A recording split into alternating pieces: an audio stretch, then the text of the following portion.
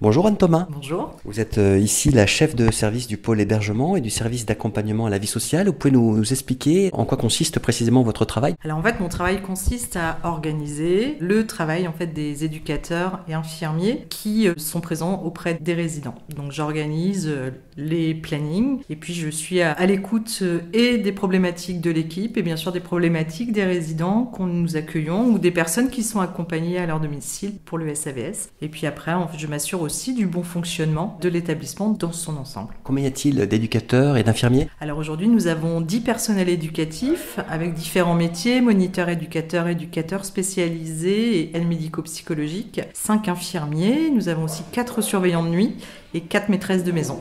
Et combien de résidents y a-t-il? Alors aujourd'hui, nous avons actuellement 50 résidents et puis nous avons une capacité de 60 places au sein du foyer. Il y a de la place au foyer, les éducateurs et infirmiers accompagnent les personnes dans leur parcours et puis de nombreuses personnes soit arrivent en fin de carrière et changent de lieu d'habitation, ils sont accompagnés en ce sens et puis d'autres, le foyer n'est qu'un passage et ont envie d'avoir un appartement à l'extérieur, ils sont accompagnés aussi en ce sens. Donc il y a beaucoup de sorties et on en est ravis. Quelle est la marche à suivre ou les étapes justement pour qu'une personne arrive ici? Pour qu'une personne intègre le foyer, elle doit avoir une notification de la MDPH, la Maison départementale du handicap. Avec cette notification, elle demande à venir faire des stages au foyer. Il faut aussi qu'elle ait un travail. Donc elle peut travailler à l'ESAT ici à l'association Le Domaine ou à un autre ESAT du territoire. Et puis il y a 2 stages et à la fin du stage, si ça lui convient. Et puis nous, si on sent que la personne peut s'épanouir dans le collectif mais aussi personnellement, il y a une admission. Il y a donc quelque part un accompagnement personnalisé, c'est au cas par cas? Oui, alors ça on tient énormément à ce que justement l'accompagnement soit personnalisé. Il y a toute la sphère collective et qui permet le lien social au foyer mais aussi surtout à l'extérieur. Mais la personne, ses envies, elles sont forcément individuelles et ça on est très attaché à ce que la personne puisse trouver ses réponses, ses projets et chaque personne est accompagnée en fonction de ses besoins et surtout de ses envies. Précisément Anne-Thomas, quels sont les leviers que vous identifiez pour une personne pour qu'elle soit motivée, qu'elle progresse et qu'elle ait un projet de vie pérennisé? Je dirais qu'il y a plusieurs sphères, c'est-à-dire qu'il y a tout ce qui touche autour de sa santé psychique. C'est-à-dire que la personne, à partir du moment où elle se sent stabilisée et à l'aise, elle va pouvoir envisager des projets. Il y a aussi tout le lien de confiance qui se crée sur du court, moyen ou long terme en fonction des personnes avec les différents professionnels. Et puis les leviers, c'est le réseau qu'on a à l'extérieur, c'est l'activité sportive, c'est l'activité culturelle, c'est tout ce qu'on peut proposer et de faire en sorte que le foyer, c'est un lieu d'habitation, c'est un parcours, c'est un passage. Finalement, ça va être au cas par cas et les parcours ne sont pas les mêmes pour chaque personne. Non, les parcours ne sont pas les mêmes. Parce que chaque personne est différente, avec une histoire différente, des envies différentes. Et puis en fonction de l'âge aussi, on voit bien que forcément, les attentes diffèrent. Et puis aussi, les répercussions de la maladie chez chaque personne est très différente. Et donc en fonction, la personne, elle va pouvoir ou pas accéder soit à un logement. Et puis on a aussi de nombreuses personnes pour qui le foyer apporte un sentiment de sécurité.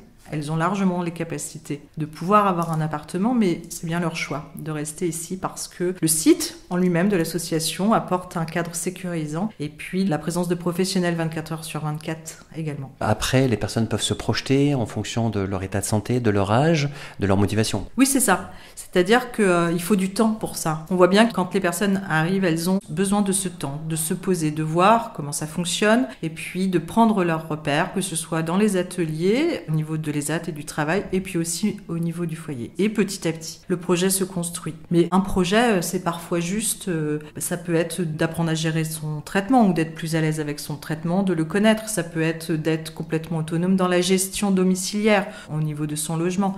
Ça peut être aller vers l'autre, avoir une activité extérieure. Ça, pour certaines personnes, ça peut prendre des années. Et donc, chacun va à son rythme.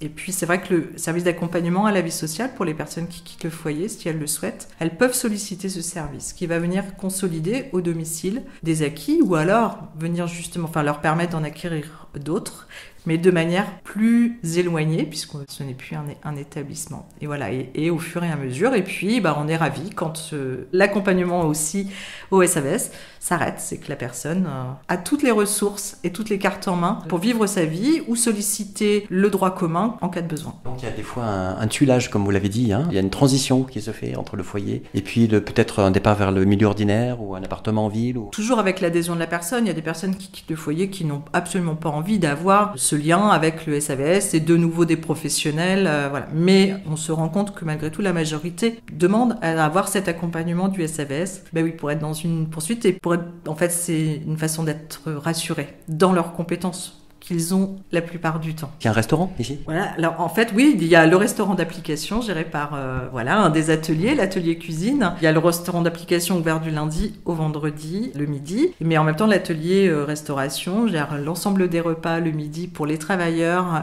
et nous, salariés de l'association, si on le souhaite. Et puis, ils produisent aussi tous les repas des résidents le soir et les week-ends. C'est un restaurant qui est ouvert au grand public, à l'extérieur ou... Oui. Restaurant de 48 places, ouvert au public avec une vue sur le verger, qui est franchement pas désagréable.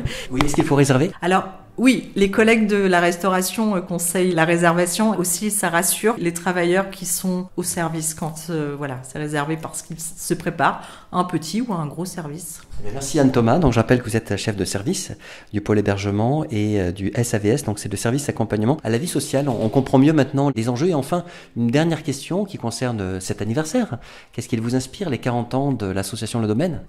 40 ans de vie d'une association avec, si on repart 40 ans en arrière, et la façon dont pouvait être considéré le handicap psychique, on ne peut que se réjouir en fait de cette évolution. Et puis je crois que là aujourd'hui d'être tous ensemble avec les usagers, les collègues sur ce que l'on peut apporter en termes de messages d'inclusion, on est, je pense, fiers de ça en fait au niveau de l'association Le Domaine. Merci à vous Anne Thomas, merci. Bonne continuation. Merci beaucoup. Sous-traitance 1 avec Gilles Serre, moniteur atelier. Bonjour Gilles. Bonjour. Et Isabelle Ménard, monitrice atelier, sous-traitance 1. Bonjour. Bonjour. Vous pouvez nous expliquer, Gilles, tout d'abord votre travail ? Alors, d'abord, c'est un travail d'encadrement de personnes qui sont handicapées. On a d'abord le souci de veiller à leur équilibre et à leur bien-être dans le travail, tout en imposant une contrainte du travail par lui-même. La fonction, c'est essentiellement l'équilibre des personnes aussi. Donc, il y a une production, il y a une dignité dans le travail, une fonctionnalité, une occupation, un équilibre. Donc, il y a tout un tas de contraintes et de travaux à faire selon les compétences, les capacités des gens. On ne va pas au-delà de leurs capacités. Et on veille à ce que ça se passe en bon ordre, en bonne intelligence et dans la meilleure ambiance possible.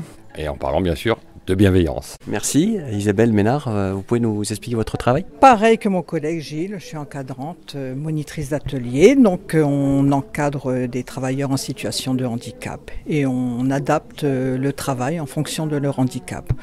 On est garant de leur bien-être et aussi d'une production sans laquelle on n'existerait pas non plus. Une journée, ça se passe comment en fait ? Ça démarre à quelle heure ? 8h30 pour les travailleurs avec un éveil musculaire. Ensuite, prise de poste jusque 17h.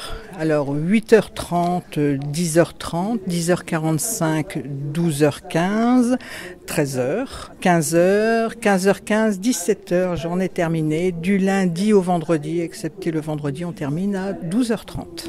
Gilles, les effectifs, c'est combien de personnes ici ? Alors, dans notre atelier sous-traitance qui est divisé en 2 ateliers, mais c'est la même équipe, donc il tourne à tour de rôle sur les 2 équipes, et on a 34 travailleurs, dont 14 à temps plein, donc 20 effectifs à mi-temps ou 80%, ce qui fait qu'on a environ entre 12 et 15 travailleurs par équipe tous les jours. J'ai vu qu'il y avait des outils, il y avait des chargeurs, des piles. Là, vous nous expliquez quel est le but ? Il y a une sorte d'exposition, c'est un peu pédagogique en fait. On travaille pour un sous-traitant dans les Côtes d'Armor. Donc on fait de la mise en volume de carton et on y insère des composants HDMI, RJ45, chargeurs. On est garant de la qualité des composants. On veille à ce qu'il n'y ait pas de défaut dans les composants. Et ça part dans les Côtes d'Armor. Nous avons un chauffeur, on a la chance d'avoir un camion qui peut contenir 20 palettes et et un chauffeur qui va livrer dans les Côtes d'Armor 2 à 3 fois par semaine. Et concernant le parcours des personnes, est-ce que c'est individualisé? La durée dépend du profil de la personne, de ses motivations? Comment ça se passe? Personne a un projet individuel. Chaque personne arrive ici avec une reconnaissance MDPH, une orientation ESAT. Les personnes peuvent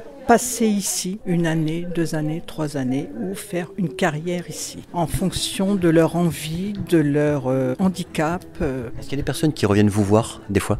Là, tout à l'heure. Là, justement, on vient d'avoir sur la porte ouverte une personne qui est partie en retraite en début d'année et qui est revenue dans l'atelier. Mais régulièrement, on a des personnes qui reviennent nous voir. C'est un travail agréable parce qu'humain, qui a ses difficultés à cause du côté humain aussi, mais c'est passionnant. Voilà. Même constat, un métier passionnant. À partir du moment où on traite l'humain, c'est quelque chose de passionnant. C'est tout. Il y a des listes d'attente de personnes? Non, ici, non, il n'y a pas de liste d'attente. Parce que c'est vraiment le handicap psy. Donc, différemment des autres ESAT où il y a des grandes listes d'attente, ici, on est vraiment sur du handicap psychologique. Donc, il n'y a pas de liste d'attente. Donc, ils sont bienvenus à partir du moment où il y a une orientation ESAT. On accueille les personnes avec 2 stages de 15 jours. Ensuite, à l'issue des 2 stages de 15 jours, il y a une commission. Ils peuvent être embauchés avec 6 mois de période d'essai. Oui. Voilà, 6 mois de période Si elle d'essai. est concluante, donc... Une embauche, alors après, selon les personnes, on part sur du plein temps, du 80, du 50, mais tout est renouvelable, c'est-à-dire qu'on continue le projet tout le temps, on améliore autant qu'on peut, et donc il y a des personnes qui rentrent à 50, qui vont sur du 100% après. On s'adapte, On vraiment. est souple. Voilà. On a vraiment une grande souplesse. Et puis il y a des formations aussi. Chariot élévateur, il y a des RAE, reconnaissance de l'acquis par l'expérience. Il y a des formations informatiques. Il y a eu quelques années en arrière en route vers le permis où des personnes ont pu passer leur permis. C'est un dispositif qui est mis à disposition des travailleurs. Merci Gilles Serre et Isabelle Ménard. Bonjour Jean-Baptiste, vous pouvez nous expliquer comment ça se passe ici? On a la 8h30 le matin, Et on a après une pause à 10h30. Et l'activité c'est quoi en fait? On fait des sous-sements des boîtes, par exemple là on fait des extendeurs. Alors qu'après, ce poste-là j'ai pas fait beaucoup. Mais je vais le faire une fois. On reçoit les boîtes vides, ensuite je les fais pas parce que on met ensuite un chargeur qui est là. Enfin d'abord les notices. Les 2 notices là, on les met dans la boîte. Ensuite on met un chargeur du côté comme ça. Avec la vision. Et du coup après en bout de chaîne ici, là ils mettent des calages. Bah c'est ça. Et après on referme et on met ça là-bas. Il y avait une étape avant qu'on n'a pas dit. Là, il y a le Il y a le montage montage des de la boîtes. Nadine, donc pareil, même travail? Oui, oui. Enfin, lui, il a un autre poste. Ah moi je vais vous montrer. Ah d'accord. Ah ouais. Florence. Et Je vous? commence 8h30 le matin et je finis à 5h. Mais je suis en temps partiel, moitié annexe, moitié atelier. Ça se passe bien? Oui, ça se passe bien. Moi, je suis à temps plein. Ça commence de 8h30 à 10h. Et 10h15, la pause entre 10h15 et... c'est un quart d'heure de pause. Et on finit à 12h15. On reprend à 13h jusqu'à 15h. Et la pause est de 15h15 et on reprend de 15h15 jusqu'à 17h. Vous aimez votre travail? Oui. Ça, Oui, j'aime bien aussi. Ça m'occupe d'esprit, ça m'enlève mes soucis de la vie quotidienne. Voilà, c'est ça. Vous amène à vous concentrer sur... Ouais, c'est ça. On oublie pratiquement une bonne partie de la journée, nos soucis de la vie quotidienne. Mais quand on vient chez nous, les problèmes reviennent, quoi. C'est ça, c'est un barrage, quoi. Et l'ambiance est bonne? Ah oui. Oui, oui, très bonne. On peut pas se plaindre. Ouais. Ils sont gentils, Gilles et Isabelle? Ah ouais. Sympathique. Et avec les autres, vous entendez bien? Ouais, Ouais. c'est une bonne équipe. Hein. Ah ouais. Vous aimeriez continuer à faire ce travail? Oh ouais, parce que moi j'étais au bois de chauffage avant. Jusqu'à ma retraite, moi. Vous étiez au bois de chauffage? Ouais, il y a 2 ans. D'accord. Vous avez changé d'atelier? Ouais. Moi, jusqu'à ma retraite. Ça fait 15 ans, moi. 15 ans au mois d'octobre. Et vous?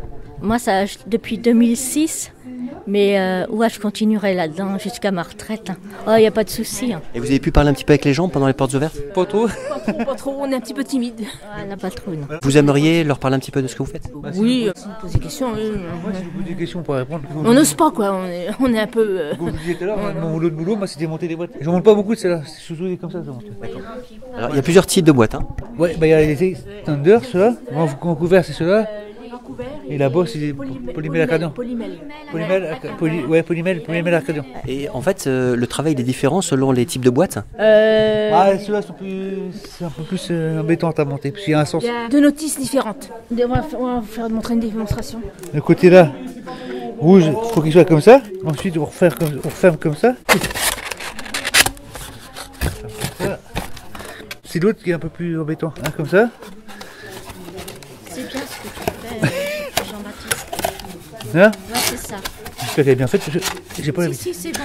Voilà, moi je fais ça en général. Alors ensuite, on met une notice, ça et ça, là, voilà.